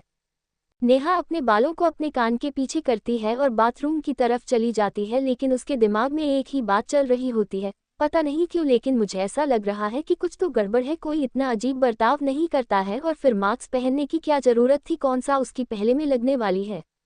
Disari tarifa akati jaldi jaldi vipalonka ki tarifa ya rahi थी जो कि 3rd फ्लोर पर था। वहाँ के 4 कमरे स्पेशली ऐसे कमरे थे जिन्हें सिंघानिया फैमिली के लोगों के लिए अरेंज किया गया था। वैसे तो ये हॉस्पिटल शहर का सबसे बढ़िया हॉस्पिटल था और जो फैसिलिटी यहाँ पर थी वह शायद ही इंडिया के किसी अस्पताल में हो, लेकिन इसकी फीस इतनी ज़्यादा थी कि नॉर्मल लोग इसे अफोर्ड कर नहीं सकते थे, इसीलिए हर एक कमरा लगभग VIP रूम के बराबर ही था। और 3rd फ्लोर के कमरों की सबसे ज़्यादा फीस थी, इसीलिए वहाँ पर कमरा पाने के लिए स्पेशल कार्ड की ज़रूरत पड़ती थी।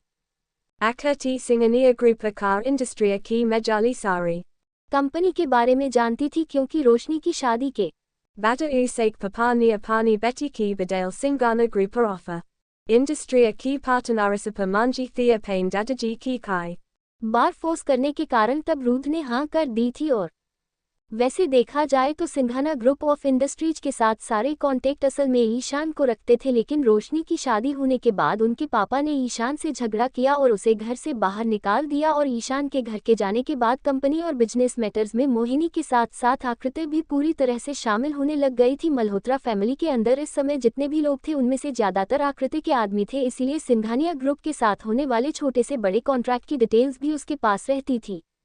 उसकी बराबर मदद वीर भी करता था और तन्वी भी एक समय तक उसके आगे पीछे मक्खियों की तरह मंडराया करती थी, इसीलिए उसके लिए ये सारी इन्फॉर्मेशन निकलना इतना मुश्किल नहीं था। उतरन लिफ्ट के जरिए थर्ड फ्लोर पर जाती है, उसके पास ग्लूकोज की बोतल और कई सारे दवाई के साथ मेडिकल इक्विपमेंट रहते हैं।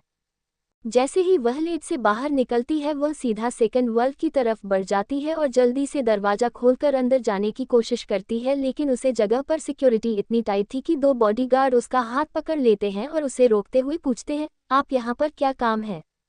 आकृति अपनी ट्रे में मौजूद बोतल की तरफ इशारा करते हुए कहती है, वह एक्चुअली अंदर जो पेशेंट है उसकी ग्लूकोज की बोतल चेंज करनी है। ये सुनकर के वह दोनों बॉडीगार्ड एक दूसरे को देखते हैं और फिर पहले वाला थोड़ा पीछे हटे अपना से नीचे झुकाकर अपने दोनों हाथ बांधकर कहता है, ठीक है आप अंदर जा सकती हैं, लेकिन उससे पहले अपना आइडेंटिटी कार्ड दिखाए। ये सुनकर के आकृति थोड़ा रुक जाती है और बॉडीगार्ड की तरफ देखने लगती है। भले ही बॉडीगार्ड उसे रिस्पेक्टिव में बात कर रहा था, लेकिन उसकी आवाज में एरोगेंसी साफ साफ झलक रही थी और वह अच्छी तरह से जान गई थी कि यह सारे सिंघानिया फैमिली के लोगों की प्रोटेक्शन के लिए स्पेशली ट्रेन के बॉडीगार्ड में से एक है, जिन्हें ज्यादातर फैमिली के इम्पोर्टेंट मेंबर्स की सिक्योरिटी के लिए ही रखा जाता है। उसे उनके लीडर के बारे में भी अच्छी खासी जानकारी थी, बस उसे यह नहीं पता था कि इनमें से सबसे ज्यादा स्ट्रांग कौन सा है। यही कारण था कि वह मानव के बारे में कुछ भी नहीं जानती थी। Matalaba apa Rudraki li Rosani Usake family car ekahissa. बन गई सिर्फ इसलिए क्योंकि उसने एक बच्चे को पैदा कर दिया। जैसे जैसे आकृति यह बातें सोच रही थी उसका गुस्सा और भी ज्यादा बढ़ता जा रहा था। उसकी पकड़ ट्रे पर काफी ज्यादा मजबूत हो गई थी, लेकिन वह 2-4 लोग भी गहरी सांस लेने करके अपने सामने खड़े बॉडीगार्ड को देखते हैं और लगभग दांत पीसते हुए कहती है, एक्चुअली सर मेरा आज न्यू रिक्रूटमेंट हुआ है और हमारी शिफ्ट के इंचार्ज अभी आए नहीं है, इसलिए मुझे अपना आइडेंटिटी कार्ड उनसे मिला नहीं है, वरना मैं आपको जरूर दिखा देती। ये बात सुनकर कि पहले वाला बॉडीगार्ड जो थोड़ा रेस्पेक्ट हो गया था वह अपने दोनों हाथ खोलना है और एकदम अटेंशन की पोजीशन में खड़े होकर के दरवाजे के सामने आ जाता है और कहता है, फिर आप अंदर नहीं जा सकती, मैं जब आपका इंतजार जाएंगे तो अंदर जाएगा। ये सुनकर के आकृति थोड़ा हैरान हो जाती है और कहती है, तुम्हारी इतनी हिम्मत की तो मुझे अंदर जाने से रोक रहे हो? अंदर मौजूद इंसान एक पेशेंट है जिसकी इस समय मुझे ट्रीटमेंट करनी है। ये सुनकर के दोनों बॉडीगार्ड्स के सामने अगर खड़े हो जाते हैं और कहते हैं, देखिए मैडम हम कौन है क्या है, अगर हमने बता दिया तो आप सुन नहीं पाएंगे, और दूसरी बात अब सिर्फ एक नर्स है जिनका आज पहला दिन है, तो अगर आप अपना सामान किसी और को दे देंगी तो वह भी रोशनी में की ट्रीटमेंट अच्छे से कर देगा, लेकिन फिलहाल हमें ऑर्डर्स है कि बिना आईडी कार्ड वाले इंसान को कमरे में एंट्री नहीं देनी है। आई होप कि आपको हमारी प्रॉब्लम समझ में आई होगी। अपने से दोगुनी वजन वाले उन दोनों आदमियों को खुद को घूरता हुआ देख करके आकृति थोड़ा घबरा जाती है और अपना सर हल्का से मुझे झुकाकर कहती है, आई एम सॉरी, वह मैं बस अपना काम कर रही थी, मुझे इन सब के बारे में नहीं पता था। की बात सुनकर इस बार वह बॉडीगार्ड कुछ नहीं कहता बल्कि अपना हाथ वापस लिफ्ट की तरफ घूमते हुए कहता है, प्लीज। उद्धरण चिन्ह। आकृति अब कुछ नहीं कर सकती थी, इसीलिए वह बिना कुछ कहे वापस लिफ्ट की तरफ जाने लगती है। अंदर जाकर के जैसे ही लिफ्ट का दरवाजा बंद होता है अपने हाथ में मौजूद ट्रक को वह लिफ्ट के अंदर ही पटक देती है और फिर बैठ करके सारा सामान उठा करके ट्रेन में वापस अरेंज करते हुए सोचती है, एक बार मुझे मैसेज सिंघानिया बनने दो, इसलिए कि तुम दोनों को कम से निकलवा दूंगी, पर अभी तो मुझे कुछ सोचना पड़ेगा उसे कमरे के अंदर जाने के लिए। ये सोच करके आकृति एक बार फिर से लिफ्ट से निकाल करके सीधा चेंजिंग रूम की तरफ जाती है। हर एक नर्स का शेड्यूल देखने लगती है। जिन 2 नर्स की ड्यूटी लगी थी इस समय विप फ्लो पर, वह अभी सोनोग्राफी रूम के अंदर होती है। आकृति तुरंत उधर जाने लगती है। उसे अच्छे से पता था कि अभी ही वह वक्त है जब रोशनी की बोतल चेंज होती है। वह तुरंत जाती है और अपनी ट्रे में मौजूद ग्लूकोज की बोतल के अंदर वह इंजेक्शन वाला पानी डाल करके बड़ी सावधानी के साथ सोनोग्राफी रूम में जाती है, जहां पर इस समय वह नर्स डॉक्टर से इंस्ट्रक्शन ले रही होती है। काफी सारे पेशेंट भी इस समय अपनी अपनी बारी का इंतजार कर रहे होते हैं, इसलिए उसे पता नहीं चलता। मौके का फायदा उठा करके आकृति अपनी ट्रे को लेकर के एक कोने में जाकर के उसे अरेंज करने की एक्टिंग करने लगती है। थोड़ी देर में जैसे ही वह नर्स सारे इंस्ट्रक्शंस लेकर के अपने ट्रेन उठा करके लॉबी में जाने लगती है, आकृति भी दूसरी तरफ से आती है और झट से उसे नॉर्थ से टकरा जाती है। दोनों की ट्रेन गिरने लगती है और रूम के अंदर तेज आवाज होती है। ये देखकर के डॉक्टर वहां पर आते हैं और उन दोनों पर चिल्लाते हुए कहते हैं, यह क्या मजाक चल रहा है तुम दोनों का? इतनी लापरवाही कोई देखेगा तो क्या रहेगा? Just clean dismiss. और वह बोतल बोर्ड में जानी है, उसे संभाल के रखो। डॉक्टर की बात सुनकर दोनों ही अपना सर हल्के से झुका लेते, फिर जल्दी से दोनों ही नीचे झुक करके अपना अपना सामान एक करने लगती है। आकृति घबराहट में कहती है, मुझे माफ कर दीजिए, I am so sorry, actually मैं बस जल्दी से अपना काम खत्म करना चाहती थी, मुझे नहीं पता था कि। सुन करके ऑनर्स कुछ नहीं रहती, बस गुस्से से आकृति की तरफ देखने लगती है। जब उसे नर्स का ध्यान नहीं होता तो आकृति अपनी बोतल के साथ उसे नर्स की बोतल चेंज कर देती है। हॉनस अपना सामान उठा करके लिफ्ट की तरफ जाने लगती है और आकृति अपना सामान लेकर के वापस चेंजिंग रूम की तरफ जाती है। दूसरी तरफ इस समय रोल्स रॉयस फैंटम इस समय अस्पताल के बाहर आकर खड़ी होती है। मोहित बाहर निकाल कर रुद्र के लिए दरवाजा खुलता है और उसके बाद गाड़ी की चाबी वहीं पास में खड़े एक बॉडीगार्ड के हाथों में थमा करके रुद्र के पीछे पीछे अस्पताल के अंदर जाने लगता है। दोनों ही इस समय लिफ्ट की तरफ जा रहे होते हैं। जैसे ही दोनों आगे बढ़ते अचानक से रुद्र के कदम रुक जाते हैं और वह अपने सामने आ रही मोटे ग्लासेस पहने और अजीब सा मायस से अपना चेहरा ढकी नर्स को देखने लगता है। वही आकृति जब रुद्र को देखते हैं तो उसकी आंखें फेल कर चोरी हो जाती है। वह रुद्र की परफेक्ट बॉडी, उसके स्ट्रक्चर और उसके हैंडसम फेस को देखने लगती है और सोचती है, बस कुछ समय और फिर यह सब मेरा, उसके बाद मैं तुम्हारी रातें इस तरह से रंगीन करूंगी ना कि तुम अपनी पहली पत्नी के बारे में हमेशा हमेशा के लिए भूल जाओगे। आकृति इस समय इतनी ज्यादा कोई होती है कि उसे रुद्र की आंखों में मौजूद उलझन नहीं दिखाई दे रही होती। वह अपना नजरें दूसरी तरफ घूमते हुए रुद्र के बगल में से निकलती है, पर रुद्र उसे रोक देता है। स्टॉप। ये सुनकर आकृति के कदम अपने आप रुक जाते हैं और उसके दिल की धड़कन तेजी से बढ़ने लगती है। हालांकि उसने रोशनी के साथ खुद कुछ नहीं किया था, लेकिन ये तो सच था कि उसने अपनी ही बहन, अपनी सगी बहन की बोतल को एक जहरीले ग्लूकोज की बोतल से बदला था और वह रुद्र को भी अच्छी तरह से जानती थी। अगर रुद्र को इस बारे में पता चल जाता है तो चाहे वह रोशनी से प्यार करता हो चाहे ना करता हो, अपनी पत्नी को चोट पहुंचाने वाले को इतनी आसानी से नहीं छोड़ना। आकृति इस समय बुरी तरह से घबराई हुई थी। दूसरी तरफ रुद्र को इस तरह से किसी को रोकना हुआ देखकर के मोहित भी समय आकृति को ही देख रहा था और वह सोचने लग गया था, यह क्या हरकत है, ऐसे मास्क और चश्मा लगा करके क्यों घूम रही है ये नर्स। वहीं दूसरी तरफ रुद्र तेज कदमों के साथ आकृति की तरफ जाता है। मोहित उसके पीछे पीछे रहता है। अपने हाथ बड़ा करके वह आकृति की कलाइयों को पकड़ता है और उसे सीधा करते हुए इसे घूरने लगता है। Open your mask. ये सुनकर के अब तक रुद्र की हैंडसम ने इसके पीछे दीवानी आकृति का चेहरा पूरी तरह से सफेद पड़ गया होता है। काफी देर तक इंतजार करने के बाद जब आकृति अपना मास्क नहीं उतरती तो रुद्र अपने बगल में खड़े मोहित को देखा और कहता है, remove hair mask and glasses. सुन करके मोहित अपने हाथ आगे बढ़ता है और आकृति का मास्क खोलने लगता है।